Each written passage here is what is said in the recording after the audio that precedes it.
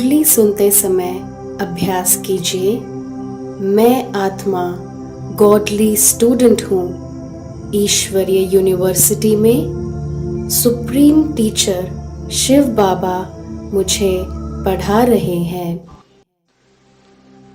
ओम शांति। 20 जनवरी 2022। मीठे बच्चे, आधा कल्प से जो 5 विकारों की बीमारी लगी हुई थी वह अब छूटी की छूटी, इसलिए अपार खुशी में रहना है। प्रश्न: तुम बच्चों को अब कौन सी एक हॉबी अर्थात शौक रखना है? किन बातों से तुम्हारा ताल्लुक नहीं? उत्तर: एक बाप से पूरा वर्षा लेने की हॉबी रखनी है। मनुष्यों को तो अनेक प्रकार की हॉबियां होती हैं, तुम्हें वे सब छोड़ देनी है। तुम ईश्वर के बच्चे बने हो, बाप के साथ वापस जाना है, इसलिए इस शरीर से ताल्लुक रखने वाली सब बातों को भूल जाना है। पेट को 2 रोटी खिलानी है और बुद्धि नई दुनिया से लगानी है। आज का गीत, जिसका साथी है भगवान।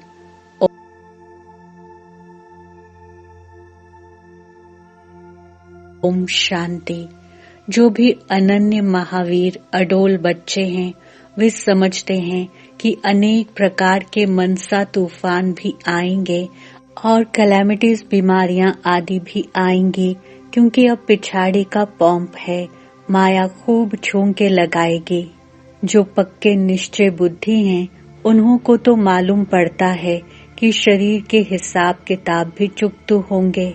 जब कोई बीमारी छूटने पर होती है तो खुशी होती है, अब हम इस बीमारी से छूटने वाले हैं। तुम जानते हो बाकी थोड़े रोज हैं। ये 5 विकारों की बीमारी आधा कल्प की लगी हुई है, जिससे मनुष्य अजामिल जैसे पाप आत्मा बन जाते हैं। ऐसी दुनिया अब बाकी थोड़े रोज है। ये बीमारियां छूटी की छूटी। दुनिया तो इन बातों को नहीं जानती। वे तो जैसे कि आसुरी बुद्धि हैं, वे तो हाय हाय करते रहेंगे। तुम तो ये घटनाएं देखते रहेंगे। तुम्हारा इन बातों से कोई ताल्लुक नहीं है। ये कोई नई बात नहीं है, ये तो होना ही है। इसमें डरने की कोई बात नहीं। बाकी थोड़ा समय है। पेट को 2 रोटी खिलानी है। अभी अपने को हॉबी है बाबा से वर्षा लेने की। अनेक प्रकार की हॉबी अर्थात आदत मनुष्यों को होती हैं। यहाँ कोई हॉबी नहीं। शरीर के साथ ताल्लुक रखने वाली बातों को भूल जाना है। हम ईश्वर के बने हैं। अब वापस बाबा के पास अथवा साजन के पास जाना है। ये साजन भी बड़ा विचित्र है। विचित्र होने के कारण उनको पूरा याद नहीं कर सकते। ये नई रस्म है ना, आत्मा को परमात्मा को याद करना है। ऐसे तो कभी याद किया नहीं। आधा कल्प से सतयुग में सिर्फ इतना समझते हैं, हम आत्मा हैं, बस और कोई ज्ञान नहीं। हम आत्मा एक शरीर छोड़ दूसरा लेंगे। यहाँ तो आत्मा को परमात्मा बना दिया है। परमात्मा सर्वव्यापी कह देते हैं। अभी ये पुरानी दुनिया जैसे कि तुम्हारे लिए है नहीं। बुद्धि नई दुनिया से लगी हुई है। जैसे कोई नया घर बनता है तो बुद्धि पुराने घर से निकल नए में लग जाती है। अभी इतने धर्म वाले कॉन्फ्रेंस आदि करते हैं, परंतु एक का भी बुद्धि योग परमपिता परमात्मा से नहीं है। अभी तुमको सिखलाने वाला बाप मिला है, वही ज्ञानेश्वर और योगेश्वर है। ईश्वर जो अपने साथ योग लगाना सिखलाते हैं। ज्ञानेश्वर माना ईश्वर में ही ज्ञान है। वही ज्ञान और योग सिखा सकते हैं। जिनको पक्का निश्चय है वे तो समझते हैं इस दुनिया में हम थोड़े समय के लिए हैं। हमको तो अब वापस जाना है। जैसे नाटक में एक्टर्स को मालूम पड़ जाता है कि बाकी थोड़ा समय है, फिर हम घर जाएंगे। घड़ी को देखते रहते हैं। तुम्हारी है बेहद की घड़ी। तुम जानते हो ये अंतिम जन्म है, तो तुमको तो बड़ी खुशी होनी चाहिए। हमको ये पुराना शरीर छोड़ विश्व का प्रिंस और प्रिंसेस बनना है। हमारे मम्मा बाबा भी जाकर प्रिंस प्रिंसेस बनेंगे। बच्चों को भी अच्छी दौड़ी लगाकर विजय माला में नजदीक नंबर में आना चाहिए। बाबा से कोई पूछे तो बाबा बतला सकते हैं, तुम्हारी चलन ऐसी है जिससे दिखाई पड़ता है कि तुम बरोबर विजय माला में नजदीक आ जाएंगे। खुद को भी मालूम पड़ जाता है हम कहाँ तक पास होंगे। कोई तो समझते हैं हम कभी भी पास नहीं होंगे। भल बाबा का बच्चा हूँ, सब कुछ सरेंडर किया है, बाबा की गोद में बैठा हूँ, परंतु धारणा नहीं है तो ऊंच पद मिल ना सके। जो गृहस्थ व्यवहार में रहकर सर्विस कर रहे हैं वे यहाँ रहने वालों से अच्छा पद पा सकते हैं और देखने में आता है वे बहुत तीखे जा रहे हैं। सिर्फ साथ में रहने से थोड़ा फायदा होता है। बादल सागर के पास आए, भरे और फिर ये गए बरसने। मुरली तो सब तरफ जाती रहती है। मुरली सुनकर फिर सुनाते भी हैं, बहुत सर्विस करते हैं, वे अच्छा ऊंच पद पा लेते हैं। मेहनत है, यहाँ मेहनत नहीं होती है तो गिर पड़ते हैं। सारा मदार पुरुषार्थ पर है। अपनी नबस आपे ही भी देखी जा सकती है। समझ सकते हैं इस पुरुषार्थ से मैं क्या पद पाऊंगा। अब पुरुषार्थ कर ऊंच पद नहीं पाया तो कल्प कल्पांतर ऐसे पद होगा। ये है बेहद का ड्रामा। अपने को अब बेहद की बुद्धि मिली है। ड्रामा के आदि मध्य अंत को जानना बड़ा मजा है, परंतु माया के तूफान ऐसे हैं जो कुछ न कुछ उल्टा करा लेते हैं। अच्छे अच्छे बच्चों को माया जीत लेती है। आगे चल वृद्धि भी जास्ती होगी, तुम्हारा नाम बाला होगा। अब दिल्ली में रिलीजियस कॉन्फ्रेंस होती है। कॉन्फ्रेंस में समझाने की बड़ी अच्छी बुद्धि चाहिए, बहुत अच्छी लिखा पढ़ी चलनी चाहिए। हेड्स जो होते हैं उन्हों की पहले छोटी कमेटी होती है, फिर बड़ी कॉन्फ्रेंस बुलाते हैं। पोप आदि का पहले से सब प्रबंध किया जाता है। ये भी कॉन्फ्रेंस में बहुत ख्यालात करते हैं, तो ऐसी कॉन्फ्रेंस में बड़े बुद्धिवान बच्चे चाहिए जो बड़े बड़े समझदार हैं, उनको जाकर समझाना चाहिए। पहले तो ये बात निकालो कि हेड कौन है। अब बाबा भी आया हुआ है। इनके पहले तो किसको भी देवी देवता धर्म का पता ही नहीं था। अभी खुशी होती है कि देवी देवता धर्म का भी हेड है। जो ज्ञान में परिपक्व हुए हैं वो समझते हैं। अभी हम इन्हों से पूछ सकते हैं कि बताओ सब धर्मों में ऊंच धर्म कौन सा है। उनको ही हेड बनाना चाहिए। तुम बीके हो सबसे हेड, तुम जगत माताएं हो, मर्तबा भी माताओं का है। दिखाते भी हैं, कुमारियों ने बाण मारे हैं भीष्म पितामह आदि को। इन कुमारियों के आगे सबको आना है, तो ये समझाना पड़ता है कि ऊंच से ऊंच कौन है। फिर समझ जाएंगे कि सर्वव्यापी का ज्ञान झूठा है। अभी तुम हो युद्ध के मैदान पर, बाप का परिचय देना तुम्हारे लिए कोई नई बात नहीं है। अच्छे अच्छे जो बच्चे हैं उन्हों को नशा चढ़ा हुआ है। ये पाठ तो अनेक बार हमने बजाया है। अभी ये पुरानी दुनिया खत्म हो जानी है। ये पुराना चोला छोड़ना है, फिर नए सिर आकर पाठ बजाएंगे। अभी तुम्हारी बुद्धि विशाल बनी है। अभी ये पुराना चोला छोड़ना है, फिर 84 जन्म नए नए चोले लेते हैं। ये बुद्धि में सदैव रहना चाहिए। हर एक पाठधारी को अपने अपने पाठ का तो पता होना चाहिए ना। 84 जन्म ले पाठ बजाया, अब खेल पूरा होता है। ये चोला भी पूरा होता है। सृष्टि भी तमो प्रधान है। अब हमारी राजधानी स्थापन हो जाएगी, फिर विनाश शुरू होगा। हम जाकर विश्व के मालिक बनेंगे दूसरे जन्म में। यहाँ जो पढ़ते हैं तो उससे इस जन्म में ही मिलता है। तुमको वह फिर याद आया, हम जाकर देवी जन्म लेंगे, फिर क्षत्रिय जन्म लेंगे। ये बुद्धि में टपकना चाहिए, तब खुशी का पारा चढ़ा रहेगा। जो अच्छे पुरुषार्थी होंगे उनकी बुद्धि में ऐसी ऐसी बातें चलती रहेंगी।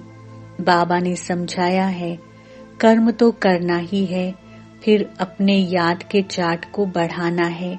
रात का टाइम अच्छा है, इसमें कोई थकावट नहीं होती है। सारा समय उस अवस्था में नहीं रह सकते।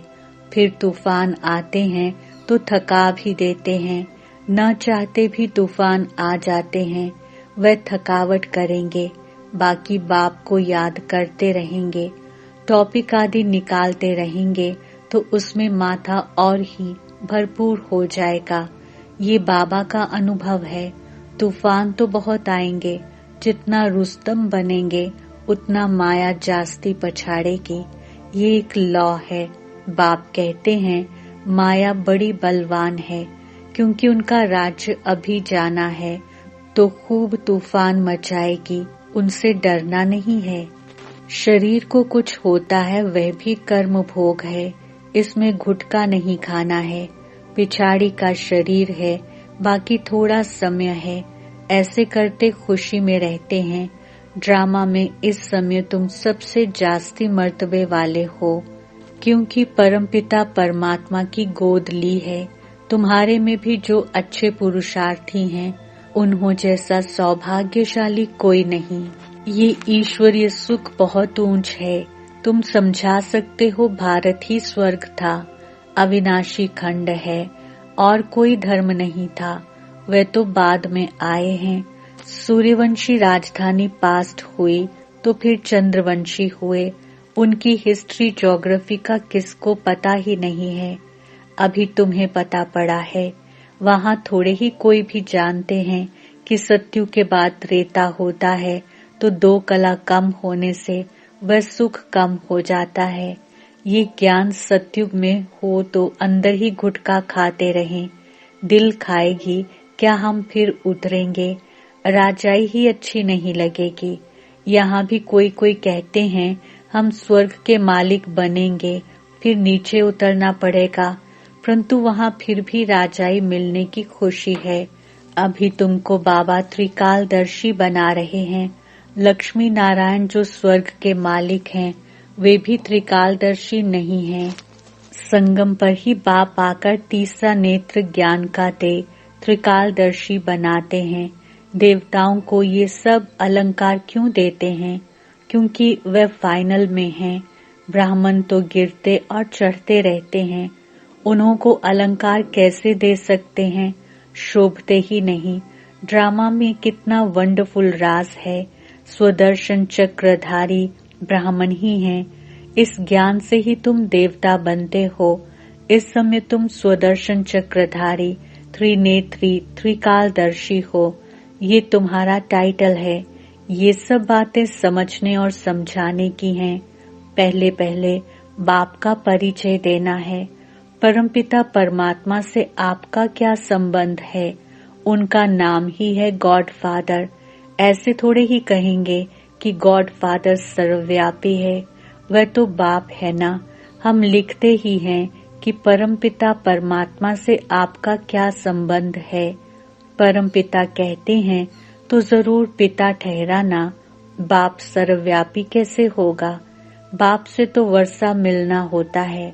बाप तो रचयिता है नई दुनिया का। इन लक्ष्मी नारायण को नई दुनिया का वर्षा मिला हुआ है। वहाँ देवताओं को तीसरे नेत्र की दरकार नहीं रहती है। तीसरा नेत्र जरूर ब्रह्मा द्वारा ही देंगे। त्रिमूर्ति का अर्थ कितना अच्छा है। समझाने की बड़ी रौनक चाहिए। तो जो अच्छा उस्ताद होगा उनको समझाने की प्रैक्टिस होगी। दिन प्रतिदिन किसको समझाना बहुत सहज होता जाएगा। परमपिता परमात्मा आपका क्या लगता है? कहेंगे बाप लगता है। बाप है नई दुनिया का रचता। सतयुग में देवी देवताओं का राज्य था। जरूर उनको प्रॉपर्टी मिली होगी परमपिता परमात्मा से। राजयोग सीख राजाई पाते हैं। हम सब बीके हैं। कोई को भी समझाओ। अच्छा तुम कहते हो प्रजापिता ब्रह्मा, तो तुम्हारा पिता हुआ ना? वह अर्थात शिव भी पिता है। तुम भी ब्रह्मा कुमार कुमारी हो। हम दादे से वर्षा ले रहे हैं, तुम नहीं ले रहे हो। आकर समझो, पुरुषार्थ करो तो तुमको भी मिल जाएगा। प्रजापिता ब्रह्मा और जगदम्बा दो हैं मुख्य। वर्षा मिलता है लक्ष्मी नारायण पद। बच्चों को बहुत प्रकार से समझाते हैं। बड़ी बड़ी कॉन्फ्रेंसेस में तुम बच्चे जाओ, तब नाम वाला हो। हमारी बात ही ज्ञान की है, दूसरे सब की बातें हैं भक्ति की। ज्ञान से हमको अथॉरिटी है कोई से भी पूछने की, परंतु समझने वाले भी कोई झट समझते नहीं हैं, बखेरे बहुत करते हैं। समझ जाएं तो सारी आबरू ही चट हो जाए। लिखा हुआ है कुमारियों ने भीष्म पितामह को जीता है, ये होना है। ड्रामा में ये पाठ है जरूर। अच्छा नीचे सीखी हमारे बच्चों फिरता है, हमारे बाप दादा का याद कर। रूहानी बाप की रूहानी बच्चों को नमस्ते। हम रूहानी बच्चों की रूहानी बाप दादा को याद, प्यार, गुड मॉर्निंग, नमस्ते और बहुत बहुत शुक्रिया। धारणा के लिए मुख्य सार। पहला पॉइंट, विजयमाला में आने के लिए मम्मा बाबा के समान सर्विस करनी है। मुरली धारण कर फिर सुनानी है। चलन बड़ी रॉयल रखनी है। दूसरा, अपनी विशाल बुद्धि से इस बेहद ड्रामा को जान अपार खुशी में रहना है। तूफानों से डरना नहीं है। ज्ञान मंथन से बुद्धि को भरपूर रखना है। वरदान, विपरीत भावनाओं को समाप्त कर अव्यक्त स्थिति का अनुभव करने वाले सद्भावना संपन्न भव। स्पष्टीकरण, जीवन में उड़ती कला व गिरती कला का आधार दो बातें हैं, भावना और भाव। सर्व के प्रति कल्याण की भावना, स्नेह सहयोग देने की भावना, हिम्मत उल्लास बढ़ाने की भावना, आत्मिक स्वरूप की भावना व अपनेपन की भावना ही सद्भावना है। ऐसी भावना वाले ही अव्यक्त स्थिति में स्थित हो सकते हैं। अगर इनके विपरीत भावना है तो व्यक्त भाव अपनी तरफ आकर्षित करता है। किसी भी विघ्न का मूल कारण ये विपरीत भावनाएं हैं। स्लोगन, सर्वशक्तिमान बाप जिसके साथ है, माया उसके सामने पेपर टाइगर है। ओम शांति। लवलीन स्थिति का अनुभव करो। जिससे प्यार होता है उसको जो अच्छा लगता है वही किया जाता है। तो बाप को बच्चों का अपसेट होना अच्छा नहीं लगता, इसलिए कभी भी ये नहीं कहो कि क्या करें, बात ही ऐसी थी इसलिए अपसेट हो गए। अगर बात अपसेट की आती भी है तो आप अपनी स्थिति अपसेट नहीं करना। ओम शांति।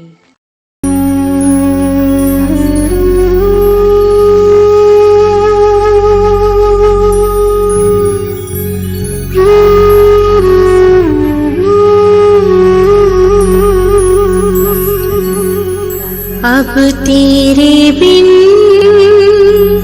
एक पल ना बीते बाबा,